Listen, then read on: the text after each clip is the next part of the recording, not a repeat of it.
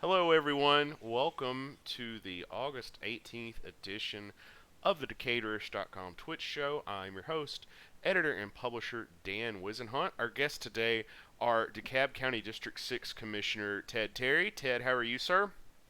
Very good. Good to see you, Dan. Good to see you, Commissioner.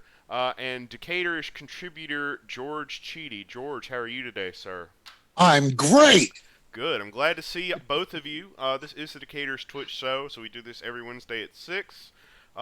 Stay tuned, though. Give us a follow because we are going to be doing a lot of city municipal election forums. Just all the forums. Hey, Zoe Seiler's joining us. She's our reporter over at Decatur's. First reporter we ever hired full-time, so proud of that. Proud of Zoe and proud of the work that she does.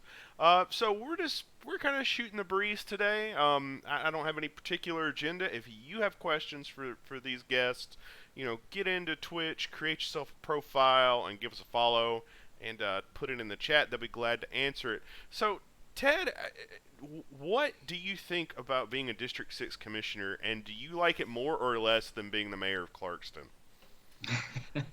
Great question. Well, good to see George. Just got done reading your latest George on Georgia about Stacey Abrams. So everyone needs to check that out and, kind of like sort of shiver in fear about the possibilities of what George is laying out. But we won't think about that and talk about that tonight. But I'll just say, great. Thanks for the question, Dan. Thanks for having me on. I'll just say that being mayor of Clarkston for nearly 7 years was a great experience. I got paid $6,000 a year uh, and had to have another full-time job, and so it was a grind. It also, many folks who follow like city governments know that what's referred to as a weak mayor form of government. So I didn't really run the city, although naturally they're the visionary and sort of kind of outward facing role was there for me. And I basically was the president of the city council. I ran all the meetings.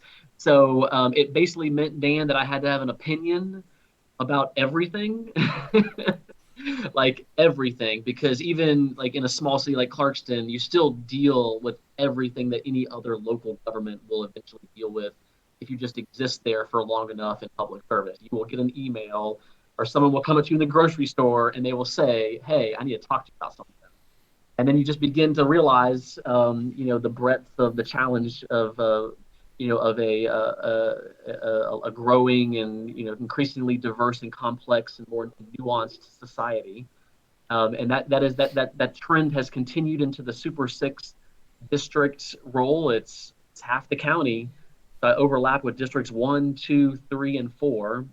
And so that element, I think, is actually, I think, really, really, instrumental in creating some sense of balance on the county commission. Having two super commissioners intentionally overlapped with at least four other commissioners on each side, me and Lorraine Cochran Johnson, inevitably leads to us working on things together. And so it creates a really great opportunity for teamwork in sort of a duo kind of way. Whereas when you're on a city council or full body, it's like seven people in a room, and getting between seven people sometimes takes longer and has a lot more to it than just two people working on a zoning project, which is sort of the preeminent role that the commissioners are tasked with under the organizational act.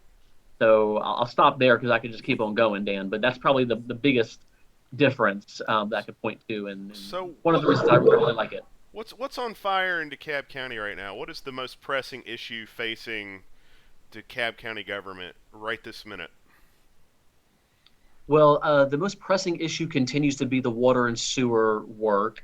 The consent decree, I think everyone saw in the media, is at the final stage of approval, and that's great. That took a lot of work, and really hats off to our DeKalb legal department, our law department. I mean, they got like 30 plus people working over there, and they're like they churn some stuff out, and they clearly are really good lawyers because we got a really good deal I and a was really good about to say, arrangement. I can't believe how good the deal is. I thought we were dead. I can't believe we're not having a federal takeover and For the benefit of our readers, $100 million what's the deal? fines. For the benefit of the viewers, what's the deal? What's Ted, do it. Well, the deal is there's about $1 million in fines for just the mistakes that were made, and then we got another 7 years to sort of do what we said we were going to do the previous 7 years. So I think in one way that challenge is behind us, but then the bigger challenge is actually making sure we do it. And if anyone watches the PWI committee meetings, Public Works Infrastructure, on a regular basis, you're seeing $20 million contracts, plus or minus 10 or 15 either direction, on a regular basis. So the work is being done, and there's even more work to be done. So that is the most pressing challenge. That will literally it will be a 7 to 10 year journey. I mean, does the work ever end? Because I feel like it has just been. No, the work never. No. There's a standard. There's like a standard like one. What is it? There's like 1 out of 100, like 1 mile out of 100 miles of like have to be replaced every year when you just have it up to snuff. When everything is just good, you still have to do that ongoing maintenance, which is in the hundreds of millions of dollars. Right. So But there's just ever always get to this a point where it rains and everybody's yard doesn't flood. I mean, is that realistic? Sewage doesn't back up in everyone's yard, that sort of thing. Because that's sort of the perennial. Like, you could do that story any day of the week in DeKalb County. Some poor homeowner, has a sewer backed up and it's flooding their yard. I mean, will we ever get to that point where that stuff will stop happening, or is that just something we're going to have to learn to live with in a big place like DeKalb? Well, yes and no. The related to sewer overflows as opposed to stormwater. I'll separate those out because they're sort of two different challenges. But the sewer backups and the sewer clogging is, as many of y'all, I think, folks who've been following it over the years, is not necessarily due to fats, oils, and grease. It's because of root intrusion into pipes. It's because the stormwater pipes being ancient is all hell as well, right? And so it just means that when it rains, if there's intrusion in there, the water flow is so much greater, and it inevitably gets capacity is strained. So when we do the trunk lines, when we do the major root intrusion replacements, the answer is no, it shouldn't happen as long as regular maintenance is happening to prevent what the usual issue is. That's fats, oils, greases, or someone flushes a diaper, down the toilet, that kind of stuff. The what they call there's always it happens all the time actually, but they're like just random foreign objects that people somehow get down the toilet, and you can't even believe what kind of things people flush down the toilets. I got a tour of the Snap Finger wastewater treatment plant progress and sort of current operation. And the little skimmer thing that sort of empties out sort of the big objects. I mean, it's a smorgasbord, a cornucopia of the lost and found. The island for misfit things. That's real nasty. So I got a video on my website of me going and seeing that. So, the stormwater issue, Dan, is the other problem. The stormwater is the other issue. Because just like we don't have a good up-to-date sewer system, we also have a lot of DeKalb County was built in the 1940s, 50s, 60s, 70s, up into the 80s, where stormwater engineering just wasn't a thing. And there are sections of DeKalb that if it rains in just a moderate rain event, people's basements are being flooded, stormwater systems are failing, and then they're flooding into people's yards and then into their homes, which is, exactly what you want to avoid. So we're doing a stormwater master plan. We've hired a firm. We're paying them $600,000 to do this 2-year basin by basin stormwater master plan, and it is going to chart the schedule for what we need to do to categorize and fix all of the issues. So we're about a 3-year backlog right now. And heads up, we're going to have to raise the stormwater utility fund rates, because right now we have not raised them in like a decade, and they are lower than every other city. Even Clarkston raised ours to closer to $80 a residential equivalent. Avondale's having to do that too. Avondale, Decatur. So this is, people, the conservatives call it a rain tax. But it literally is it is a county-wide problem. It doesn't, it affects everyone in every aspect of our society, our economy, our lives. And so it's something that we just all collectively have to pay for because climate change is here, global warming is happening, and these latest rain events are really actually the least of what we might see in the next 10, 15 years. Zoe Seiler asks you, Terry, do you think the county will make progress on this over the next several years? Which one, the sewer or the stormwater? Uh, I, whatever the consent decree, the consent decree. You talked about progress under the consent decree. Yeah. We've got 7 years to get it Yeah. together. I think that's what she's asking. Yeah, that's right. I think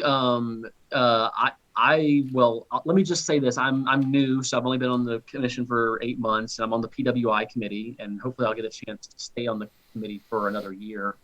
But no, I feel like what we got going on PWI and working with Department of Watershed and the administration, it's the main thing. They always say keep the main thing, and that's where the main attention is going. And so I think that's good and that's right. That's where it should go. And one thing I will mention that we had the Office of Independent Internal Audit. It's been in existence for almost 5 years, I think now, and it's over that span, and including this year, the auditors have come back with changes and cost savings from contractors.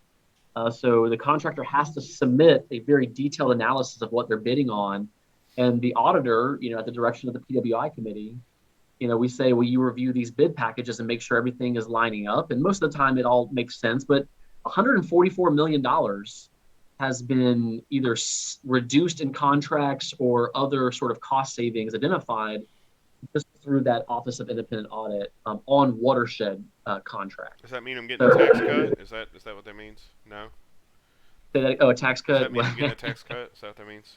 Well, you mean a water bill cut? Yeah. Because anything would help. I'll take anything. The water. So I'll take I think a free Coke if you just want to buy me a Coke, Ted. That's. Well, we are hopefully going to refinance our 2011 and 2013 series bonds. That's where the mess up began. We got too many bonds for too much. We couldn't spend it in time, and did never spend it. And we got it at 5% interest, y'all. And right now the bond market is around 2%. So if we refinance, we could potentially save $160 million just by refinancing those two bonds. And we could use those savings to, I don't know, create a utility assistance fund for those who might be in danger of having their water cut off. Because the moratorium, there is a way forward towards ending the moratorium and allowing shutoffs again. But we have to do it in a way that actually makes sure that people who absolutely would be unable to survive or need that assistance have that assistance program. I feel like what everybody wanted with the water bill thing, and this is just my layman's interpretation of it, is I think everybody wanted to just press reset, on all the billing. It was kind of embarrassing where you had these little old ladies getting $5,000, water bills and stuff for problems they didn't even know they had, and they would have known, if somebody had been keeping track of it. So I feel like the general sentiment is, can't we just start over? Because I'll give you one example, and this is totally an anecdote. Good friend of mine, bought a new house in DeKalb County, never got a water bill, not once. He kept calling the county. He was like, I've got your water. You should probably send me the water bill at some point. And they're like, yeah.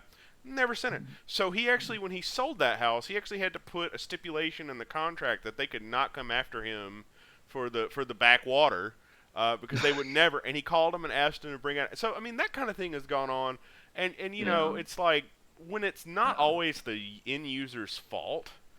At times, it does get a little hard because I would hear, and I think Mike Thurman's probably the best CEO DeKalb County has had in recent memory. So I say this with a lot of respect.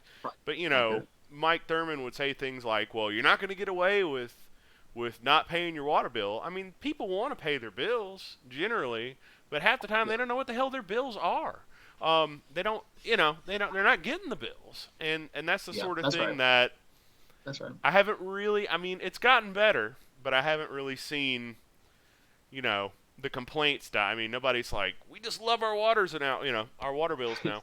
Well, it's a reset, Dan, for those who have the latest water meter. Right. And that's kind of that's a crux of a big part of the billing issue is if there's the possibility that the water meter is faulty, then it really becomes this, well, whose fault is it? Mm-hmm. But as long as the county can assure that 95% plus of the water meters are indeed 99% accurate, then I think a lot of these billing issues would one, either go away, or two, they would become more apparent quicker. And that's part of one of the systems I am aware of that does exist now. If there is like some crazy spike from one month to the next, the system will alert the customer through the portal and or an actual staff person. And I know that people, I guess someone emailed me a few months ago and said, I got a call from the water department lady, and she said that I have a leak, and the guy's like, I don't got a leak. What are you talking about? And eventually they found he had like some pipe out in the backyard that somehow was leaking and was connected in with the water system. And so he was like, thank you for telling me that I had this leak. So there's some redundancies, I think, to in place that hopefully are addressing that. Like now, but the long-standing bills, though, like the ones that are like past overdue that people are saying I'm not paying because of those disputes.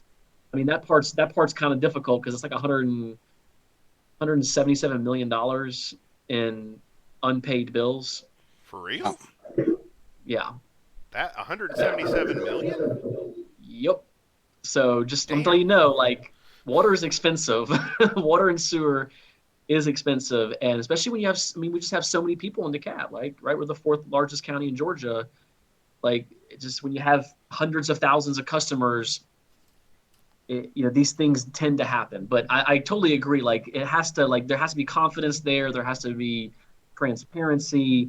And of course, there always has to be a solid appeal process. No one should be ever thinking that if they got a $5,000 water bill, that, oh my, like they have a heart attack, they have to pay it, because I really can't think of anyone that actually has had to pay. I'm not aware of anyone that actually had to pay a crazy bill. It's eventually all gets worked out in some manner.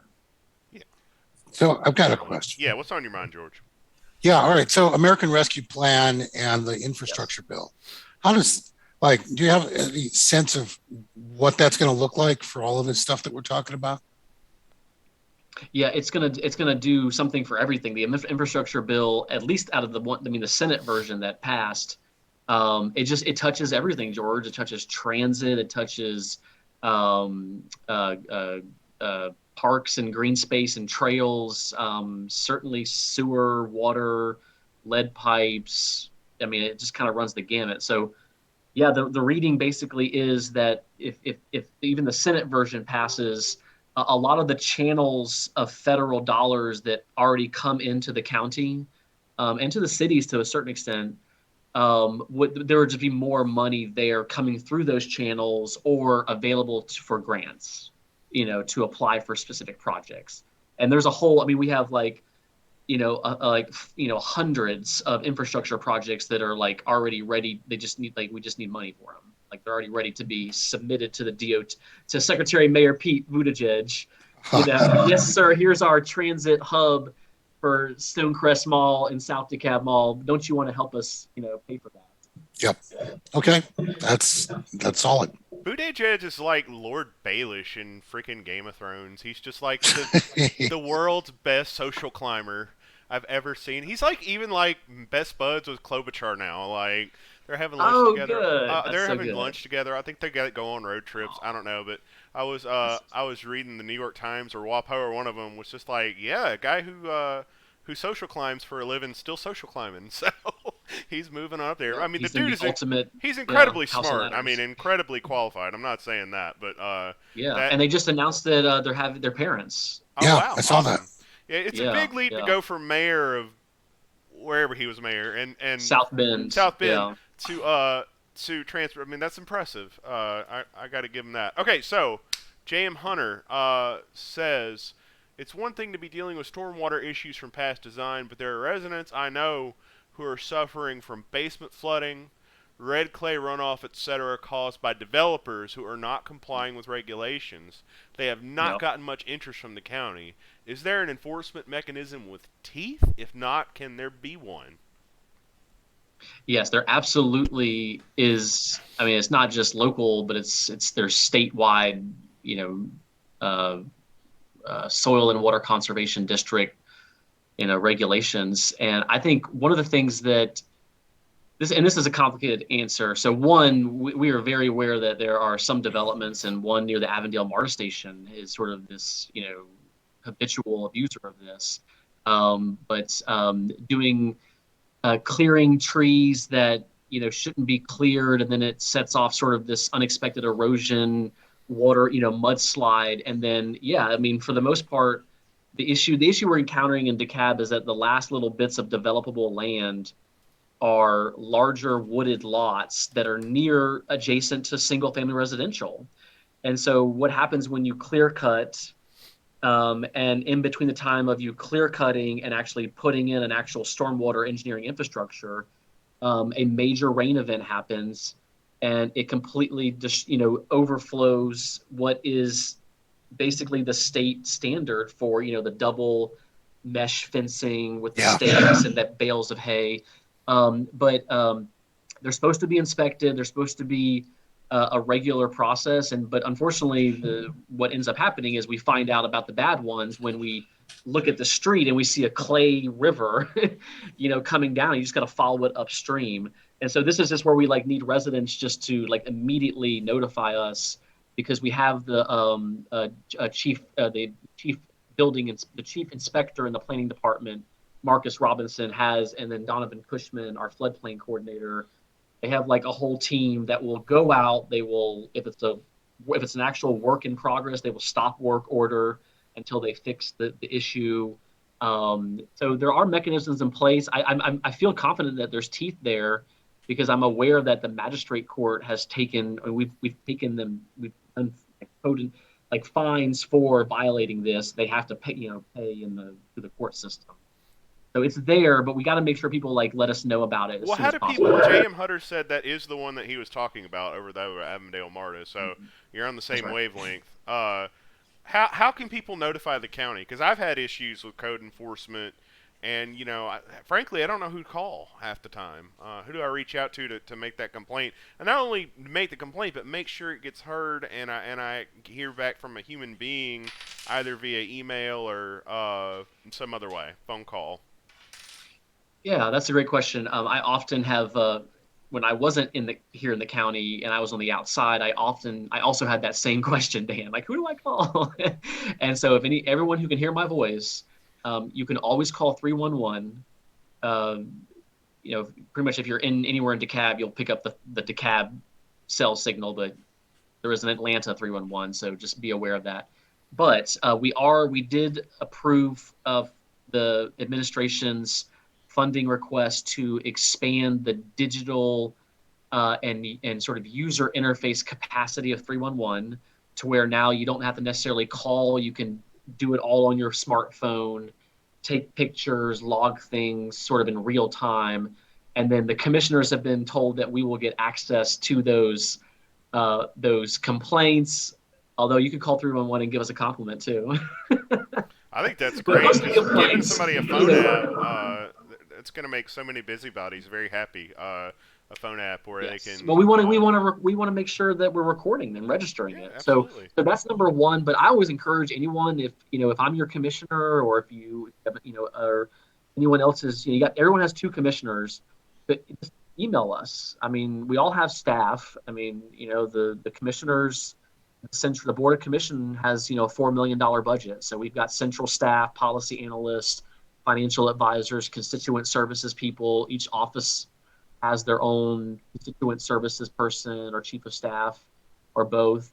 And we answer our emails every day. So just please just email me for anything. Like I don't, it doesn't matter what it is. We'll look into I've it. got another reader question. Where are we on the rental assistance payments, specifically money actually getting into the hands of renters? The red tape delays have been inexcusable. Yeah, that's right.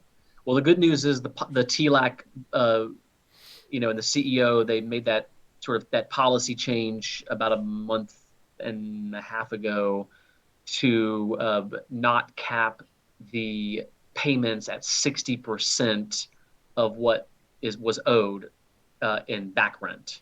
So the new policy change is now just whatever is owed is paid, and so that has made things move quicker because now landlord, because part of this it's a mediated uh, dispute resolution process. It is a Atlanta legal aid lawyer sitting across the table, like virtually, with the landlord's lawyer and the tenant who does not have a lawyer, right? Which is another thing we should talk about. And basically says, all right, we will pay all 12 months or 100% of what's owed. Do you agree to that? And most of the time, if it's all going to be paid back, the landlord will agree to it. It's very rare that they would not accept that, and there's other issues involved related to like security and whatever. It's another issue. But most of them aside, so the good news is that the payments are getting out faster. And what I can do just for the interested reader there is we'll ask the administration to come back at the Board of Commission meeting maybe next Tuesday. We can do it and report back on how it's going. Yeah, this is not the first complaint I've heard about that from both a renter and a landlord. Now, wasn't there a data Yep. breach or something? There was some kind of like ransomware thing that happened. Yeah, Um, that's the other problem that we unfortunately, and we actually do need help making sure that folks do know that the application process is still open, because we got like 8,000 applications when it was first announced. It got a lot of press, and so people applied to it, and we got 8,000 applications, but the FBI took the server, so we don't we because of that attempted hack. Oh, And so all that data is lost. I mean, there's a couple pieces here and there that came through different channels, and so unfortunately, we haven't gotten, we didn't get 8,000 reapplications. It was under 1,000 oh actually. wow. So, wow. so anyone who's I have a feeling there's people out there who think that they applied back in Yeah, February and they and don't don't know that we realize just that have to they've get them got to to reapply. reapply. Yeah, and there's So we no just way need a to. little bit of help just to kind of get that out there, because we got additional, there was Well, additional money that came through from Treasury. y'all know where to reach me. I would love to see some communications on that. I'd be happy to spread the. I do my part, to make sure that people are aware and know that they can apply Okay. for it. George, what else is on your mind today, sir? So let's talk about the prison farm. The First of all, what is the prison farm for the benefit of people who don't know? Ted.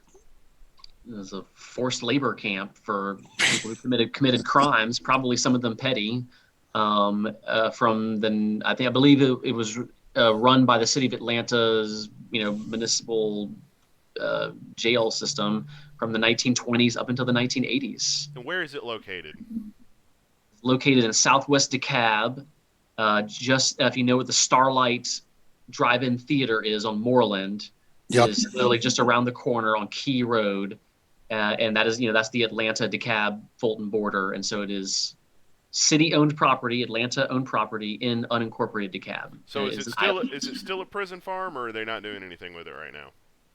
No, it's ruins, and other it's got a shooting range there, like an outdoor shooting range. That's All like right, high so tech. Yeah. we're all caught up. George, go.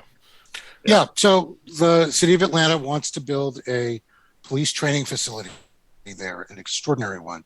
Um, and it's not so much that the city's building it, but the nonprofit Atlanta Police Foundation is proposing building it, where the city leases the land for $10 a year to the foundation. They build this thing that theoretically could be used not to train not just Atlanta police officers, but any other municipality that needs a training facility.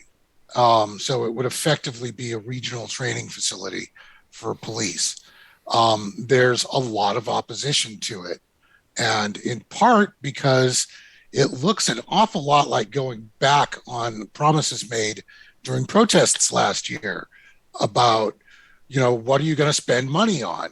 Like, people want to see money spent on improved social services so that there's like the causes for crime diminish.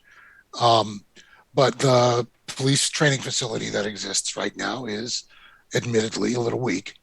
Um, and the proposal suggests that there wouldn't be a lot of government money put into it because of all this private foundation money that would be used to build it. So I'm completely of two minds here myself. Like, in part because if they could build it in a way where we would be certain that they would be applying,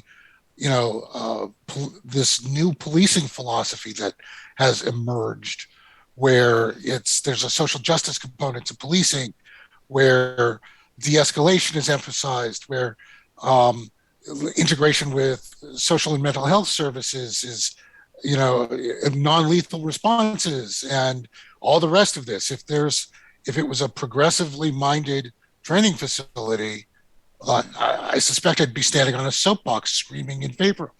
But it's not clear to me that that's what they're looking at. And so sentiment's running about 3-1 against it, like maybe more. And it's in DeKalb. It's in unincorporated DeKalb. And DeKalb does not apparently have a lot to say about it.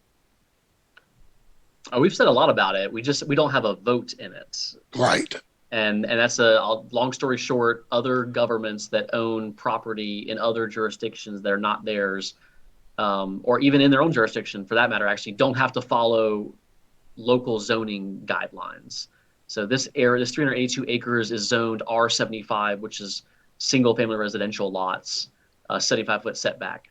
And if it was a developer that wanted to develop 382 acres, they could probably develop, upwards of, 85% of it, depending on stream buffers. But they would have to have go through a DeKalb County zoning process, which involves pre-submittal community meetings, planning commission meetings with feedback from the planning commission, community council meetings with feedback and changes from the community council, more community meetings, and then an actual vote at the county commissioners. But none of that process can be done in that official capacity because Atlanta simply doesn't have to do that because they own the land and they can do what they want because that's just what the Supreme Court says. And there's some case that happened in the last few decades that involved, some county and city arguing about a building they were going to build, and the Supreme Court said that city doesn't have to follow the county's, or no, I'm sorry, the county didn't have to follow the city's sort of zoning guidelines, and then they were able to build a fire station. So, anyways, but that's the short of it. We do have something to say about it. We just can't actually, vote on it. I did want to say one thing, George, to your point about the the idea of instead of funding police, funding the community. And I think that, and I agree generally with that sentiment that, we want to live in a society where we say, actually, we can lower public safety budgets because we don't need it. Like that should be right. The goal, is that we're like, wow, everything is really great. And we actually feel like that we can move resources over to something else.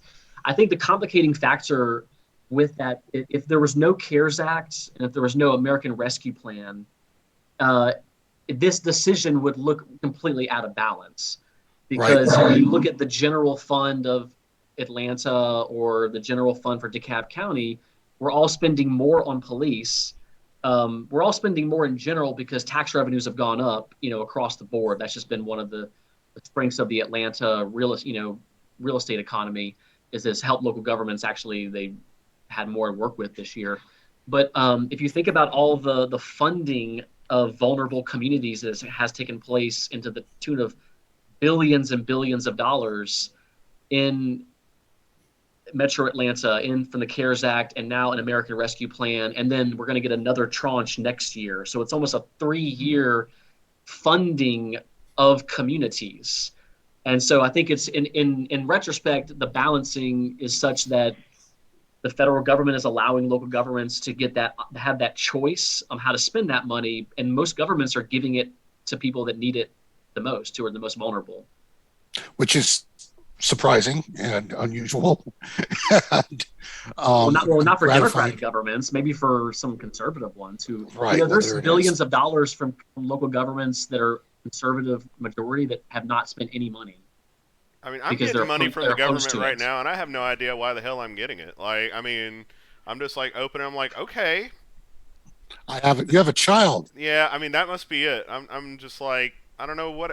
I Yeah, mean, like, child tax credit's great. the stimulus came out. Everybody in my street went and bought a car. Like, it was crazy. But yeah, I mean, it's all well and good. Everybody's, Well, hopefully they didn't get. Hopefully they didn't qualify for rental assistance or food assistance or no. utility I mean, I assistance think or most of my a small neighbors business loan. are doing pretty well. But yeah, I mean, all the stimulus money came in, and everybody. I mean, I That's know, right.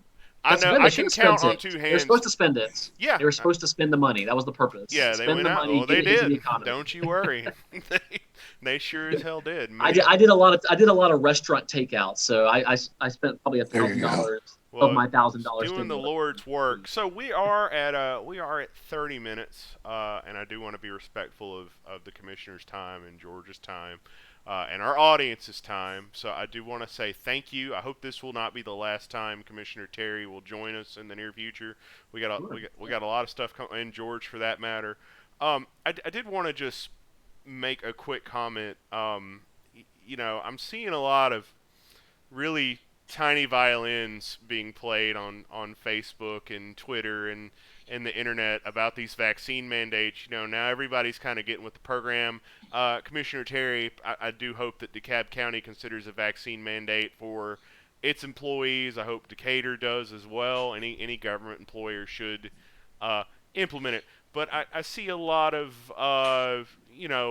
whining about this isn't fair and my rights, and it's funny to me because the people who have done everything right throughout this whole pandemic, we've worn our masks, we social distance, we've kept our children from playing with other children to deal with the pandemic. The people who did all the right things are the only ones who paid a consequence for the people who didn't do anything. And I think it's just precious that they're being inconvenienced now and whining and feeling what we have felt for the past year. So to anybody out there who's worried about your freedoms from these vaccine mandates and all of that, I encourage you to please stay home and cry about it. Cry about it a lot, because we have all been in tears for months because you people don't want to do anything. So that's the only comment I wanted to make today. Thank you all so much. This is the Decaturish Twitch show. We will be back next Wednesday at 6 o'clock. Don't know who the guests are going to be, but we'll figure it out. Bye, everybody.